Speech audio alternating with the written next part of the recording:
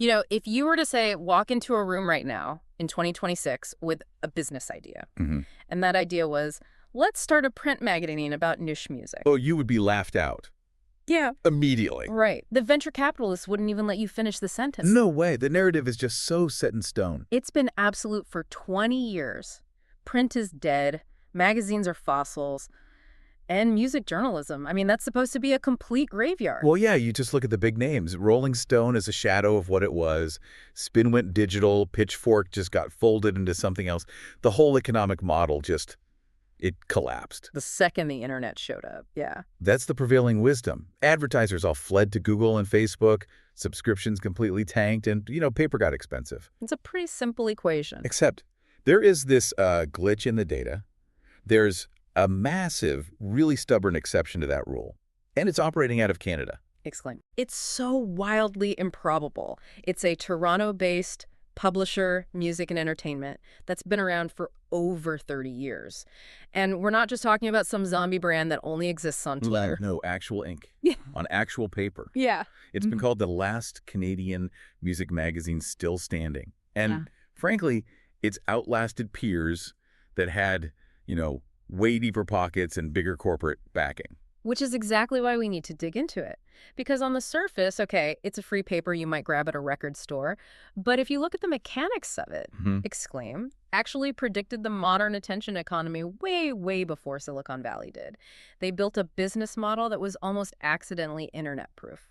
And they did all that while starting with what is, I think, quite possibly the worst branding strategy in the history of publishing. We are definitely going to get to the unpronounceable name, but I want to start at the origin because it really sets the stakes. We have to go back to 1991. Right.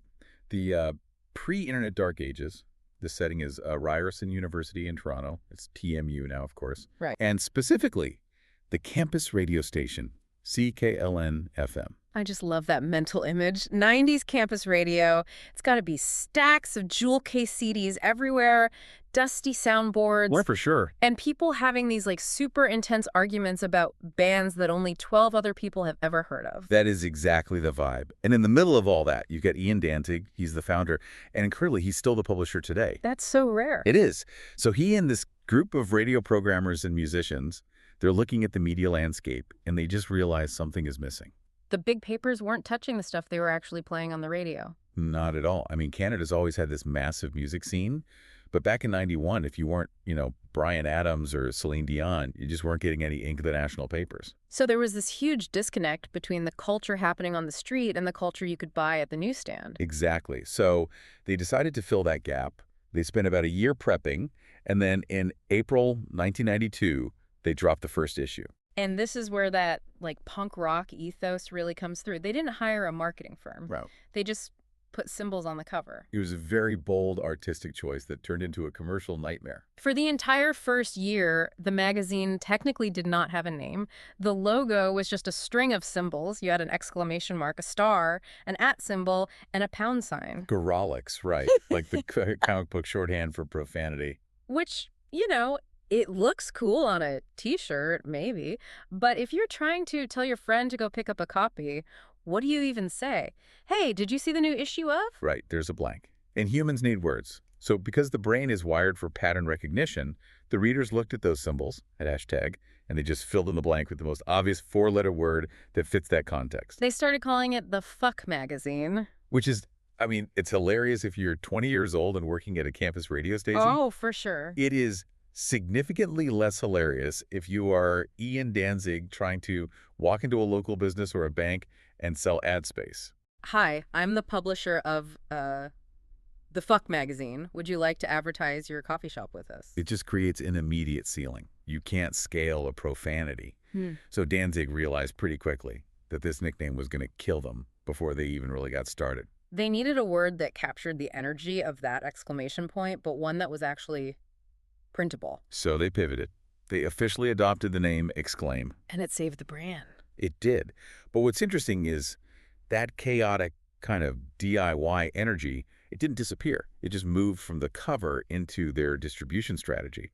And that, I think, is the real secret to why they are still here today. Okay, let's look at that. Because usually when we talk about print magazines in the 90s, the story ends the exact same way. The internet arrives, information becomes free, and the magazine dies because nobody wants to pay for a subscription anymore. Correct. The death of print is almost always a story about the death of the subscription model. I mean, Rolling Stone or Spin, they relied on you sending them a check for $20 a year. When you could get all that music news online for free, that whole value proposition it evaporated. But here's the thing. Exclaim never relied on subscriptions. No, they were free from day one. Which seems like such a small detail, but it's actually the whole ballgame. It is. Think about the psychology of it. When the internet came along and it trained all of us to expect free content, most publishers panicked. Yeah, they had to figure out paywalls or freemium models or start begging for donations. Right, Exclaim. Didn't have to change a single thing. Their price point was already zero. You cannot undercut free. So they were effectively an internet business, just operating in the physical world. They weren't selling a product to readers. No, they were selling an audience to advertisers. They were monetizing attention, not paper. Exactly. Yeah. And they secured that attention through this really aggressive physical distribution. They are everywhere. I mean, the numbers are just wild for what is, a niche publication. 103,000 copies per issue. 7 times a year. And look where they are. They're not just hoping you walk into a big bookstore. No, they're in 2,600 spots. They're in record stores, bars, concert venues, street boxes, on campuses. They put the magazine in the physical spaces where their demographic was already spending time and money. It's a totally friction-free transaction. You're at a bar waiting for a friend. You see the magazine on a table. You pick it up. There's no paywall, no login, no credit card, nothing. And now, in 2026, that physical presence is actually a competitive advantage again, isn't it? I think so. We're so inundated with digital ads that our brains just subconsciously block them out. Yeah. But a physical magazine sitting on a table, that commands a totally different kind of attention. It's tactile. So while every other magazine was desperately trying to get readers to pay for content, Exclaim just kept flooding the streets with more free stuff. Yeah, Ian Danzig has this great theory that they were internet-proof before the internet even took over, because they never trained their readers to see the magazine as a financial transaction. It was always a community resource. Always. And they managed to bridge that gap to digital without eating their own print product. Because the website just serves a different function, right? A completely different function. The site, which gets something like 675,000 unique visitors a month, that's for the daily news cycle. Breaking stories. And the print issue is for the deeper reads, the long interviews, the things you actually want to sit with. Exactly. It's interesting how the scope of that coverage has shifted, too. I remember grabbing it, strictly for album reviews, but looking at it now, it's basically a full entertainment hub. They had to evolve. A music-only publication might have been a little too narrow to sustain that level of ad revenue over time. So they expanded. Right. Into film, comedy, even gaming. But they kept that sort of discovery ethos. Like, they'll cover the Toronto International Film Festival and Sundance, but they're not just rewriting press releases for the latest Marvel movie. No, they treat film and comedy with that same critical lens they use for music. They're always looking for the up-and-comers. Speaking of which, they have some very specific niches. I noticed a recurring series called Canadian Cannabis Heroes. Yes. Look, they know their audience. I guess so. If you are distributing in campus pubs and record stores across Canada, there's probably a certain demographic overlap there. It's just smart business. But they also have things like the A list. That's their Spotify playlist.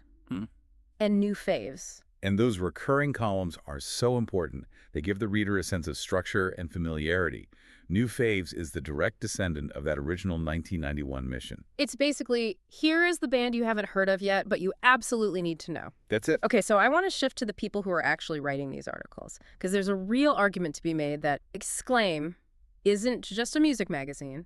It's a training ground for the entire Canadian media landscape. That is not an exaggeration at all. If you look at their masthead over the past 30 years, it really does function as a talent incubator. It's like the farm system for cultural critics. Precisely. And what strikes me is the sheer range of the people who came out of there. So on one hand, you have Matt Galloway. The voice of morning radio in Canada. Very polished, very journalistic, very CBC. Exactly. He cut his teeth writing for Exclaim. But then, on the complete opposite end of that spectrum, You've got Bruce LaBruce. The filmmaker, the guy making, like, radical, subversive queer cinema. Very same. And that's what Exclaim offered. It was a space where you could be a rigorous journalist like Galloway or a total counterculture provocateur like LaBruce. Or a punk historian like Sam Sutherland. Right. Or a hip-hop authority like Del Cowie. It didn't enforce a single house style that would crush a writer's individual voice. It let Anupa Mistry develop the voice that eventually took her to the fader. It let Denise Benson document the entire DJ scene. It basically taught a generation of writers how to think critically about art. And how to interview, how to meet a deadline. All those fundamental skills. And those skills transferred to national broadcasters, international magazines, book publishing. If Exclaim had folded in, say, 2000, the current landscape of Canadian media would look significantly different. There'd be a huge void in the critical discourse. A massive void. It's just so rare to find an institution that's that influential but still feels, I don't know, scrappy. Scrappy is the perfect word. It never felt corporate. Which is probably why it's still culturally relevant enough to be made fun of. You know, you really made it when the college kids are mocking you. This was my favorite detail in all the research. In 2023, the student paper at the University of British Columbia, the UBC, they dropped a parody issue. And they called it Explain. It's perfect. Explain. It really is. But just think about what that signals. You've got Gen Z students, right? Born in the mid-2000s, long after Exclaim was founded. And yet the brand is so recognizable to them that a spoof actually works. Yeah, if nobody read it, the joke would just fall completely flat. Exactly. It proves the magazine still holds real estate in the cultural consciousness of young people. And that is incredibly hard for a 30-year-old legacy media brand to do. Most brands that old are just invisible to anyone under 25. Totally invisible. So to recap, we have a magazine that somehow survived the death of print, the rise of the internet, the pivot to video, the collapse of ad markets. All by doing the one thing everyone else said was a terrible idea. Giving the product away for free and betting everything on physical distribution. It really challenges that core assumption that everything has to be digital to survive. It does. It suggests that there is still so much value in that old town square model of media. How so? Well, just putting something in a box on a street corner where anyone can grab it is a democratic act. It lowers the barrier to entry for culture. You don't need a credit card. You don't need a subscription. You just need to be curious. And that accessibility is so vital. I mean, in an era where so much high-quality journalism is locked behind a paywall, having a free, high-quality arts publication is kind of a public service. It connects the local scene to a national conversation in a way that, say, a streaming algorithm just can't. Right. Algorithms give you more of what you already like. A magazine in a street box gives you something you didn't even know existed. That's the difference. So here is the takeaway for you listening. The next time you're walking past a record store or a cinema or just walking down the street in a Canadian city, look for the box. Pick one up. Actually feel the paper. Yeah, see who the new faves are this month. Read a review of a band you've never, ever heard of. It's a piece of history that is still very much alive. Just maybe don't call it by its 1992 nickname. No, probably stick with Exclaim. It's Yeah, safer for everyone. Probably for the best. Thanks for listening to this deep dive. See you next time.